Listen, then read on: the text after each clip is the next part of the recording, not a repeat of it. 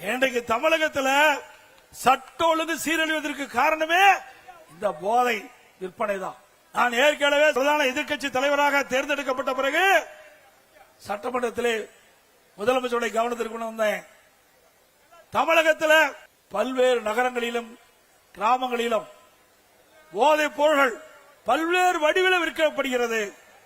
அதை தடுத்து நிறுத்துங்கள். இல்லாவிட்டால் மாணவர்கள் இளைஞர்கள் பாதிக்கப்பட்டு விடுவார்கள், அவருடைய வாழ்க்கை சீரழிந்து விடும் என்று எச்சரிக்கை கண்டுகொள்ளவே இல்லை. பத்திரிகையின் வாயிலாக பேட்டி கொடுத்தேன், ஊடகத்தின் வாயிலாக பேட்டி கொடுத்தேன், அறிக்கை வெளியிட்டேன். இந்த ஆட்சியில எதுவுமே நடக்கல. இன்றைக்கு தமிழகத்தில் ஏற்படுகின்ற குற்றங்களுக்கு காரணம் இந்த போதை ஆசாமியால். எங்க பார்த்தாலும் கொலை, கொல்ல, திருட்டு, வழிப்பறிவு, பாலியல் கொடுமை நடக்காத நாளே இல்லை. எல்லாவற்றுக்கும் காரணம் இந்த போதை ஆசாமிகள்.